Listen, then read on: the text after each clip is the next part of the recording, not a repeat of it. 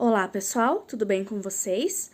Vamos fazer a leitura do conteúdo de história do livro didático para essa semana, dando continuidade às reformas religiosas.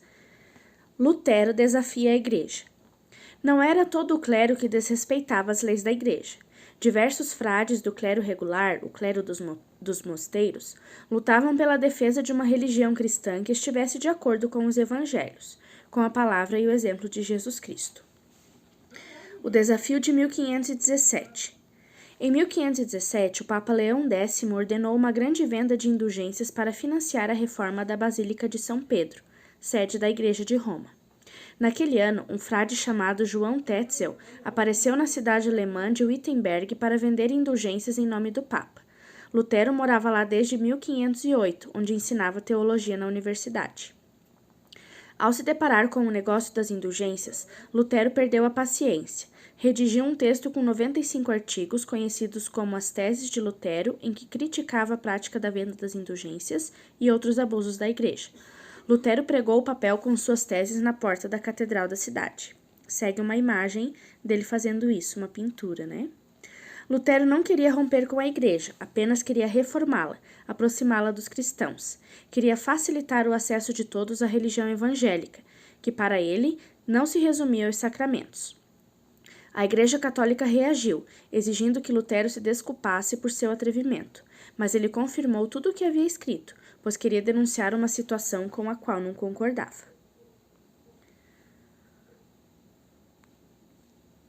O clima esquenta. Vários emissários do Papa tentaram convencer Lutero de que era melhor desculpar-se com a autoridade máxima da Igreja, mas Lutero não abriu mão de suas ideias, pois acreditava que a salvação estava na dedicação de cada indivíduo a Deus. Ele dizia que Deus não era um mercador que cobrava pedágio para os cristãos entrarem no céu. Em 1521, o Papa publicou uma bula declarando a excomunhão de Lutero, iniciando uma perseguição que poderia resultar na sua pena de morte. Doutrina luterana e reforma. Entre 1517 e 1521, Lutero amadureceu suas ideias e construiu uma nova doutrina cristã, que pode ser resumida em 3 pontos. A salvação da alma de cada cristão depende da sua fé, desde que seja uma fé sincera, dedicada às palavras do Evangelho, um sentimento íntimo de comunhão com Deus. Não depende de fazer obras piedosas, muito menos de comprar indulgências. Essa ideia ficou conhecida como a doutrina da justificação pela fé. Todo bom cristão pode ser pastor de seu rebanho, desde que se dedique ao estudo do Evangelho. Ninguém precisa fazer votos de castidade e pobreza para pregar o Evangelho. Um bom conhecedor da Bíblia pode ser pregador e viver como qualquer cristão, casar-se, construir família e, inclusive, ganhar dinheiro em seu trabalho honesto. Essa ideia, que atacou diretamente o clero, ficou conhecida como doutrina do sacerdócio universal. A verdade cristã se encontra na Bíblia e somente nela. Nada que esteja escrito na Bíblia pode ser contestado. Os homens podem falhar, porque são humanos, sujeitos a diversas tentações. Todos podem errar, até mesmo o Papa. Somente a Bíblia é infalível, não o Papa, dizia Lutero, porque é divina, contém as palavras de Deus. Essa foi sua doutrina da infalibilidade da Bíblia.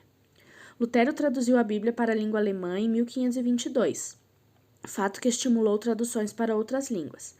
A doutrina luterana teve ampla repercussão na Europa, favorecida por uma das maiores invenções da época, a imprensa. Ela tornou possível divulgar livros e folhetos em uma escala até então inédita. A divulgação das ideias de Lutero seria impossível sem a invenção do tipógrafo. Esse aparelho foi desenvolvido pelo alemão Johannes Gutenberg. Tinha tipos de letras e acentos gráficos móveis, feitos de metal, que permitiam compor e imprimir o mesmo texto inúmeras vezes. O impacto da doutrina luterana foi tão grande que provocou um movimento reconhecido como Reforma. Esse movimento não se deu de forma imediata. Aos poucos, Lutero encontrou apoio para levá-lo adiante. Ele correu grande perigo ao desafiar o Papa e só escapou da fogueira por conta dos poderosos aliados. A nobreza alemã entra em cena. Lutero estava ciente de que o rompimento com a Igreja Católica poderia interessar a nobreza germânica. Presumiu que os nobres desejavam livrar-se do poder papal em seus territórios, do pagamento de tributos à Igreja e, quem sabe, pretendiam até confiscar as terras da Igreja. De fato, muitos nobres alemães se engajaram na reforma religiosa. Em contrapartida, o imperador do Sacro Império Romano Germânico, Carlos V, tomou as dores da Igreja Católica, proibiu a doutrina de Lutero e o declarou inimigo político em 1521. Excomungado pelo Papa naquele mesmo ano, Lutero conseguiu a proteção do príncipe da Saxônia, que o abrigou em seu castelo. Ele contava com o apoio de grande parte da nobreza alemã, que em 1530 apresentou ao imperador um documento que ficou conhecido como Confissão de Augsburgo, cidade localizada no sul do estado alemão da Baviera. Esse documento continha os preceitos da doutrina luterana. A reunião dos nobres alemães com o imperador terminou em clima de guerra. Carlos V já havia assinado o Edito de Worms, que proibiu o luteranismo e declarava Lutero fugitivo, herege e criminoso, além de prescrever suas obras. Os nobres protestaram contra tal decisão. Essa é a razão pela qual a reforma luterana ficou também conhecida como Reforma Protestante, dando origem ao termo protestantismo. Vamos ver agora as atividades. 1. Descreva o que foi as teses de Lutero.